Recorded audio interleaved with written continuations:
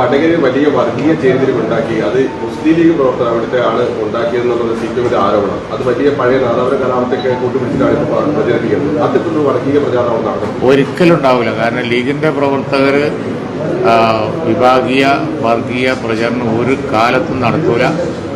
ഞങ്ങൾ അത്തരം കാര്യങ്ങൾക്കെതിരായി ഫൈറ്റ് ചെയ്ത് നിന്ന് രാഷ്ട്രീയം പിടിച്ചു നിർത്തുന്നവരല്ലേ. പിന്നെ എങ്ങനെ നമ്മളെ നടത്തിയ ഞങ്ങളെ കഥ പോയില്ലേ. മറ്റു പിന്നെ വലിയ ചൂടേറിയ രാഷ്ട്രീയ സാഹചര്യത്തിൽ പോലും അയോധ്യ സമരം ബാബരി മസ്ജിദ് തകർത്തതിന് ശേഷം പോലും വർഗീയ പ്രചരണത്തിന് പലരും ഇറങ്ങി. അപ്പോൾ പലരും അവരെ പിന്തുണച്ചു. പക്ഷേ അപ്പോഴും ഞങ്ങൾ ഫൈറ്റ് ചെയ്ത് നിന്നവരല്ലേ. ഞങ്ങൾ ഒരിക്കലും വർഗീയ പ്രചരണം അത് സാമാന്യ ജനങ്ങൾ പറഞ്ഞാൽ വിശ്വസിക്കില്ല.